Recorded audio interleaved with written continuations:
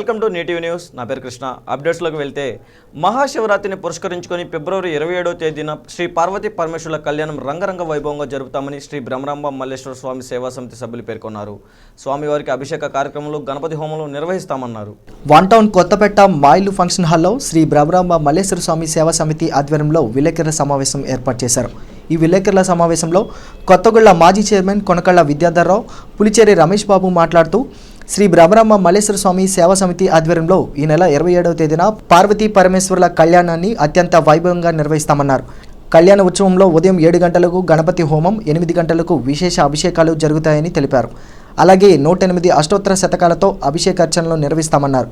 భక్తులు స్వామివారి కళ్యాణ మహోత్సవంలో పాల్గొని తరించాలని కోరారు. శివరాత్రి సందర్భంగా హైదరాబాద్ బషీర్బాగ్ ఉదంతం మరోసారి నగరంలో పునరావృతమైంది. ప్రజా సమస్యలపై పోరాడేందుకు నడుం బిగించిన నాయకులపై పోలీసులు మార్క్ దోష్ట్యం తన ప్రతాపాన్ని ప్రదర్శించింది. బాధ్యత కలిగిన ప్రజాప్రతినిధులపైనే కాకి లాటి కన్నెర్ర చేసింది. నగరంలో పెంచిన నీటి పన్ను, డ్రైనేజీ ఛార్జీలను తగ్గించాలని కోరుతూ వామపక్షాలు బెజవాడ మున్సిపల్ కార్యాలయాన్ని ముట్టడించారు. కార్పొరేషన్ ముట్టడిని పోలీసులు అరెస్ట్ చేసి సిపిఐ, సిపిఎం నాయకులను కృష్ణలంక పోలీస్ స్టేషన్కి తరలించారు. ఈ సందర్భంగా సిపిఐ నగర కార్యదర్శి దోనిపూడి శంకర్, సిపిఎం నగర కార్యదర్శి సిహెచ్ బాబురావు మాట్లాడుతూ ఉద్యమాలు చేయడం, పోలీసులు అరెస్ట్ చేయడం వామపక్షాలకి కొత్తమి కాదన్నారు. పోలీసుల అరెస్టులకు భయపడేది లేదని, నీటి పన్నుల భారం తగ్గించేంత వరకు ఉద్యమిస్తామని హెచ్చరించారు. కార్పొరేషన్ కృష్ణానది చెంతనే ఉన్న నీటితో వ్యాపారం చేస్తుందని మండిపడ్డారు. పెంచిన నీటి పన్ను, డ్రైనేజీ ఛార్జీలు వెంటనే తగ్గించాలని డిమాండ్ చేశారు. ప్రజా సమస్యలపై సామరస్యంగా ఉద్యమాలు చేస్తుంటే పోలీసులు అరెస్టులు చేయడం సిగ్గుచేటన్నారు. ఢిల్లీ తరహాలో ప్రజలకు ఉచిత మంచినీరు ఇవ్వాలని డిమాండ్ చేశారు. నీటి పన్నులు తగ్గించిపోతే నగర ప్రజలు ఎవరు? కాంగ్రెస్ పరిపాలనలో నిత్యావసర ధరలు పెరిగి ప్రజలు అనేక ఇబ్బందులు పడుతున్నారని టీడీపీ పశ్చిమ నియోజకవర్గ ఇన్ఛార్జ్ నాగులమీర ఆవేదన వ్యక్తం చేశారు. ప్రజలు చంద్రబాబు పాలన కోసం ఎదురు చూస్తున్నారని, సీమాంధ్ర హైదరాబాద్ మహానగరంలో అభివృద్ధి జరగాలంటే చంద్రబాబు పాలన ఎంతో అవసరమన్నారు. పశ్చిమ నియోజకవర్గం 40వ డివిజన్ పంజా సెంటర్లో తెలుగుదేశం పశ్చిమ నియోజకవర్గ ఆధ్వర్యంలో ఇంటింటికి తెలుగుదేశం కార్యక్రమం కొనసాగింది. ఈ కార్యక్రమంలో టీడీపీ పశ్చిమ నియోజకవర్గ ఇన్ఛార్జ్ నాగులమీర మాట్లాడుతూ ఇంటింటికి తెలుగుదేశంలో భాగంగా 40 డివిజన్లో పాదయాత్ర చేస్తున్నామన్నారు. ఈ డివిజన్లో స్థానిక సమస్యలు చాలా ఉన్నాయని తెలిపారు. స్థానిక ఉర్దూ కార్పొరేషన్ స్కూల్లో ఉపాధ్యాయులకు 5 నెలలుగా జీతాలు లేవన్నారు. తెలుగుదేశం అధికారంలోకి రాగానే స్థానిక సమస్యల పరిష్కారానికి కృషి చేస్తామని హామీ ఇచ్చారు.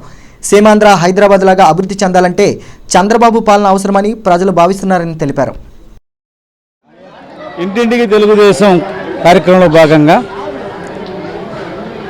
40 డివిజన్లో కాంగ్రెస్, టీడీపీ, వైసీపీలు రాజకీయ లబ్ధి కోసమే నాటకాలు ఆడాయని బీజేపీ నగర అధ్యక్షులు డి ఉమామేశ్వరరాజు మండిపడ్డారు.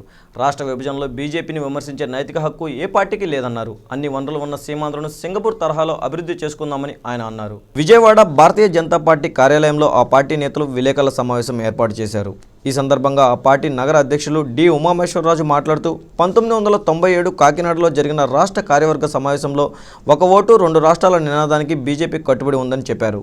కాంగ్రెస్, టీడీపీ, వైసీపీలు సీమాంధ్రుల ప్రయోజనాలు గాలికి వదిలేసి రాజకీయ లబ్ధి కోసమే రాజకీయాలు చేశారని మండిపడ్డారు. రాష్ట్ర విభజనలో బీజేపీ ఇచ్చిన మాటకి కట్టుబడి ఉందని, బీజేపీని నిందించే నైతిక హక్కు ఏ ఒక్క పార్టీకి లేదని చెప్పారు. నరేంద్ర మోడీ పీఎం అయితే అన్ని వనరులు ఉన్న సీమాంధ్రను మరో సింగపూర్ వలె అభివృద్ధి చేస్తామని ఆయన అన్నారు. రాష్ట్ర కార్యవర్గ సమావేశంలో కాకినాడ తీర్మానం 1 ఓటు 2 రాష్ట్రాలు అని ఎప్పుడైతే అన్నామో అప్పటి నుంచి కూడా అన్న మాట మీద నిలబడి ఈరోజు తెలంగాణ ఇవ్వటం జరిగింది. అయితే ఇదే సమయం రాష్ట్రంలో, కేంద్రంలోనూ అధికారంలో ఉన్న కాంగ్రెస్ పార్టీ ప్రజల సంక్షేమాన్ని గాలికి వదిలేసి అధికారం కోసం తప్పుడు నిర్ణయాలతో ప్రజలను అవస్థలకు గురి చేస్తుందని వైసీపీ నేత జల్లికన్ దుయ్యబట్టారు. వైఎస్ఆర్ కాంగ్రెస్ పార్టీ అధికారంలోకి వస్తే తప్ప ప్రజలకు మంచి రోజులు రావని, ఆ రోజు త్వరలోనే వస్తుందని ఆయన అభిప్రాయపడ్డారు. పాత రాజరాజేశ్వరిపేటలోని పలు వీధుల్లో వైఎస్ఆర్ పార్టీ నాయకుడు జలీల్ ఖాన్ ఇంటింటికి పాదయాత్ర నిర్వహించారు. పాదయాత్రలో ఆయన వెంట పలువురు స్థానిక నేతలు, కార్యకర్తలు పాల్గొన్నారు. ప్రతి ఇంటి వద్ద మహిళలను, యువకులను ఆయన పలకరిస్తూ పార్టీ విధానాలను, సిద్ధాంతాలను వివరించారు. ఈ సందర్భంగా జలీల్ ఖాన్ మాట్లాడుతూ స్థానిక ఎమ్మెల్యే కానీ, కార్పొరేటర్ కానీ ప్రజల సమస్యలు పట్టించుకోవడం లేదని విమర్శించారు. ఎర్రకట్ట నుంచి పాత రాజరాజేశ్వరిపేట వరకు వెళ్లేందుకు ప్రజలు అవస్థలు పడుతున్నా సరైన ప్రయాణ సదుపాయం లేకపోయినా పట్టించుకున్న పాపాన పోలేదన్నారు. ఎర్రకట్ట వద్ద ప్రస్తుతం నిర్మిస్తున్న ర్యాంపు ఏనాడో నిర్మించాల్సి ఉన్నా దాని గురించి కూడా పట్టించుకోలేదని, అది ఎప్పటికి పూర్తవుతుందో తెలియని పరిస్థితి ఏర్పడిందన్నారు. వైఎస్ఆర్ పార్టీ అధికారులకు వస్తే ప్రజలకు అత్యంత మెరుగైన పరిపాలన సుసాధ్యమవుతుందని ఆయన అన్నారు. జగన్మోహన్ రెడ్డి ఆదేశాల మేరకు ఎస్సీ ఎస్టీ సప్లాన్ను సమగ్రంగా అమలు చేసి కుల వివక్ష అంటరానితనం నిర్మూలించాలని ఎమ్మెల్సీ బొడ్డు నాగేశ్వరరావు ప్రభుత్వాన్ని డిమాండ్ చేశారు. రాష్ట్ర ప్రణాళిక బడ్జెట్లో 30% నిధులను స్థానిక సంస్థలకు కేటాయించాలని ఆయన కోరారు. ఎస్సీ ఎస్టీ సర్పంచుల పంచాయతీ వార్డు సభ్యుల సంఘం జిల్లా సదస్సు స్థానిక ప్రెస్ క్లబ్లో జరిగింది. ఈ సదస్సులో ముఖ్య అతిథిగా పాల్గొన్న ఎమ్మెల్సీ బొడ్డు నాగేశ్వరరావు మాట్లాడుతూ సమస్యల పరిష్కారం కోసం, కోరికల సాధన కోసం సమైక్యంగా పోరాడాలన్నారు. ఎస్సీ ఎస్టీ సభ్యులు ఎదుర్కొంటున్న సమస్యలను ప్రభుత్వం వెంటనే పరిష్కరించాలని డిమాండ్ చేశారు. గ్రామ సభలకు కోరం ఉండేలా చర్యలు తీసుకోవాలన్నారు. కృష్ణా జిల్లాలో కేవీపీఎస్ కుల వివక్ష పోరాట సమితి అలాగే గిరిజన సంఘం ఆధ్వర్యంలో ఈరోజు దళిత గిరిజన సర్పంచులకి జిల్లా స్థాయి సదస్సుని నిర్వహిస్తూ ఉన్నారు.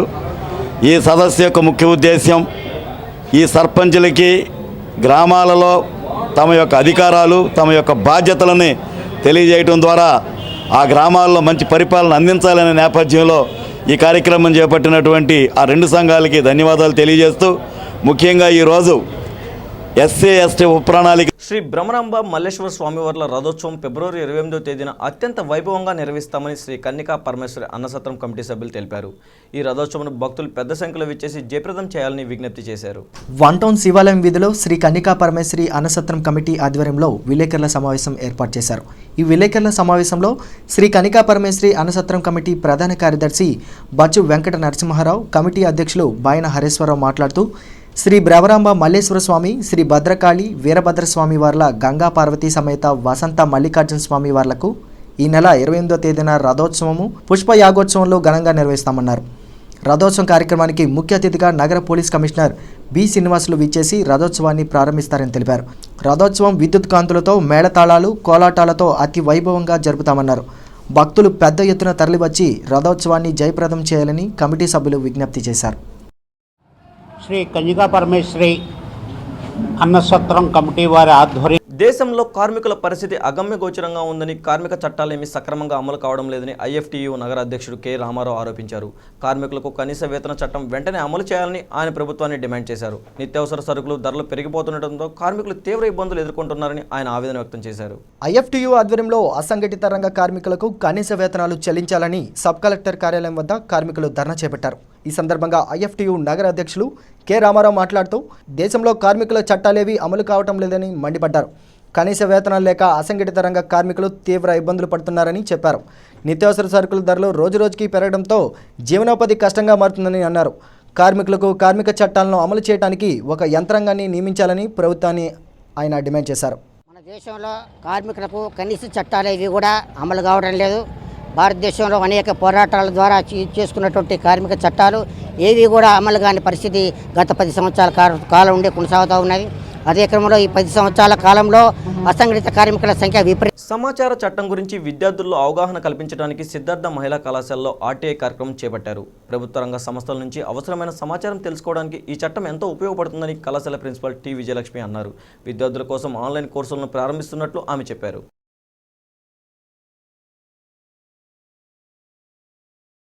బందర్ రోడ్డు సిద్ధార్థ మహిళా కళాశాలలో విద్యార్థులకు సమాచార హక్కు చట్టం ఉపయోగాలు తెలుపుటకు అవగాహన కార్యక్రమం చేపట్టారు.